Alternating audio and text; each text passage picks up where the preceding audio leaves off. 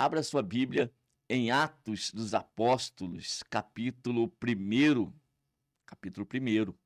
Eu vou ler com vocês o verso de número 9, e diz o texto sagrado: E quando dizia isto, vendo eles, foi elevado às alturas, e uma nuvem o recebeu, ocultando-o a seus olhos.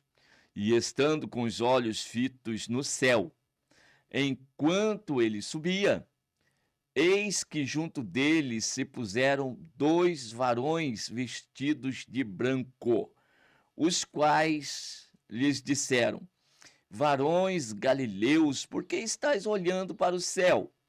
Esse Jesus que dentre vós foi recebido em cima no céu, há de vir, assim como para o céu o viste ir. E então voltaram para Jerusalém, do monte chamado das Oliveiras, o qual está perto de Jerusalém, à distância do caminho de um sábado. Verso 14: Todos estes perseveravam unanimemente em oração e súplicas com as mulheres e Maria, mãe de Jesus, e com seus irmãos. Muito bem. Esse texto aqui, só para a gente contextualizar, Jesus já havia ressuscitado, porém ainda não havia subido ao céu. Ainda estava naquele espaço de tempo, o qual apareceu ainda aos seus discípulos por um tempo aí de 40 dias. Jesus ainda apareceu a eles. E aqui estava juntos deles ali no monte chamado das Oliveiras. E após ter falado a respeito da missão dos discípulos e o que eles seriam para Jesus, ou seja, testemunhas do quê? De que viram Jesus em carne, viram Jesus ser crucificado, viram Jesus morto, sepultado, e agora o cumprimento das profecias. Pois é, cumprimento das profecias. Ao terceiro dia, Jesus ressuscitou. E Jesus não ressuscitou o terceiro dia e foi para o céu, e eles ficaram sem assim, mas cadê Jesus? Não.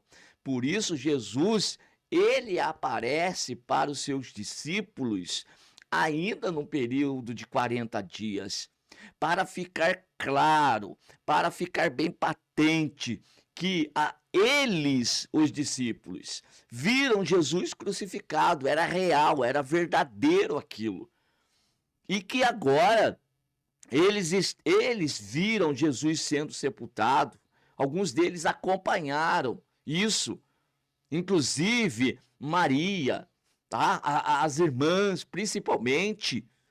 E depois, já no terceiro dia, quando elas vão para o sepulcro, principalmente Maria, ele estava vazio. E ele estava vazio por quê? Porque Jesus ressuscitara. Pois é, o Senhor Jesus já não estava mais entre os mortos. E para que ficasse bem claro isso, Jesus então aparece a ela e fala para ela ir anunciar aos outros irmãos, que no primeiro momento não creram naquilo que Maria havia dito, mas Jesus vai aparecer entre eles, dentro do lugar, no lugar onde eles estavam reunidos. Jesus aparece entre eles. Ainda vai lhes dizer: paz seja convosco. E era o próprio Senhor.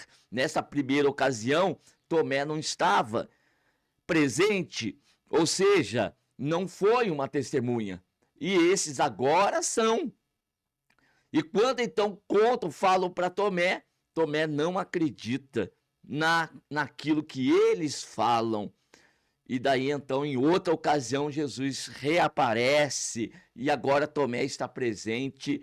E então Jesus fala com ele e ele tem que tocar no corpo de Jesus para ter certeza. E ele toca, Jesus lhe permite isto.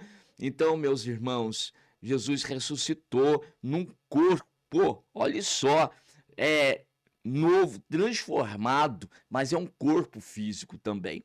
Então, pois Tomé toca nele e fala: tô aqui, ó, eu ressuscitei. Meus amados irmãos, percebo que Jesus vai dizer para ele: olha, Tomé, e quando Tomé toca, então vai dizer: Senhor meu, Deus meu, e aí passa a crer. E o Senhor o repreende por isso, dizendo que bem-aventurado é aqueles que creram no que não viram. Não viram e creram. Já Tomé precisou ver para crer. E assim, meus irmãos, é a fé do cristão. Nós vivemos por fé. Nós que aqui estamos não vimos Jesus nessa situação, como esses homens viram. No entanto, nós cremos que esta que nós estamos lendo aqui é a palavra de Deus. Quem é que crê nisso? Somente aquele que tem fé. E quem é que tem fé? É aquele a quem foi dado esta rica oportunidade, em que o Espírito trabalhou, iluminou a nossa mente e então passamos a crer. Mas voltando para o nosso texto, agora, depois de 40 dias que Jesus já ali está com eles, agora estão no Monte das Oliveiras e Jesus vai subir ao céu agora. E quando Jesus sobe, eles estão com os olhos ali, ó, estão abismados, boquiabertos, olhando para o céu, vendo Jesus subir. E dois, então, varões de branco, conforme diz o texto, se coloca junto deles e vai dizer para eles: varões galileus, por que estáis olhando para o céu? Esse Jesus que dentre vós foi recebido em cima no céu, há de vir, assim como para o céu ouviste ir. Muito bem, meus irmãos, do jeito que esses homens viram, ora, assim como para o céu ouvistes ir, Jesus também voltará. E é aqui que eu quero, nesta manhã, destacar a mensagem. Nós estamos vivendo agora este período entre a subida do Senhor Jesus Cristo para o céu e a promessa do seu retorno. Nós estamos aqui nesse espaço de tempo. E o que foi dito para eles? Que eles deveriam voltar para Jerusalém. E lá então agora, a partir desse momento, pregar a palavra, anunciar o quê? Que Jesus Cristo estava vivo, que ele foi morto. Porque foi morto? Foi morto para perdão dos nossos pecados. Jesus foi morto naquela cruz para tomar o nosso lugar. Jesus foi morto naquela cruz e derramou o seu sangue, porque ele é o Cordeiro de Deus que tira o pecado do mundo. O sangue de Jesus derramado foi o preço do resgate da nossa alma. Então, pela morte de Jesus Cristo, nós fomos arrancados do poder das trevas, e pela sua ressurreição também ressuscitamos, temos vida, vida eterna, vida com abundância. E a partir daqui, nós também somos testemunhas da sua morte e da sua ressurreição. E você pode me perguntar: como que você pode testificar daquilo que você não viu? Quem diz que eu não vi? Eu tenho a minha experiência com Cristo, pois a mudança que aconteceu na minha vida, irmãos, interior, e depois aflorou isso, exteriorizou essa mudança, e tal mudança que aconteceu em mim, ninguém jamais poderia fazer, nenhuma ciência poderia fazer, nada poderia fazer em mim o que o Senhor Jesus fez numa noite em que se apresentou a mim e disse: a partir de hoje, meu filho, e disse: tu és um vaso na mão do oleiro, eu vou quebrar o vaso e vou fazer de você um vaso novo. E a partir daquela noite, a minha vida foi transformada. Eu senti mudança repentina em mim, ou seja, ressuscitei. Eu não sabia, mas estava morto e revivi. Revivi por quê? Porque ele veio fazer em mim morada. O Verbo vivo veio fazer em mim morada, e agora a vida que eu tenho é minha? Não, é dele, porque é ele que vive em mim, não sou eu que vivo, ele vive em mim. E a vida que eu tenho agora é para viver na fé do Filho de Deus, que se entregou por mim naquela cruz, que morreu por mim, que ressuscitou. E agora eu vivo para a glória dele, vivo para o seu louvor, vivo para pregar, vivo para ensinar, vivo para anunciar que Jesus, ele foi para o céu, mas vai voltar. E quando Jesus voltar, vai vir para trazer duas coisas.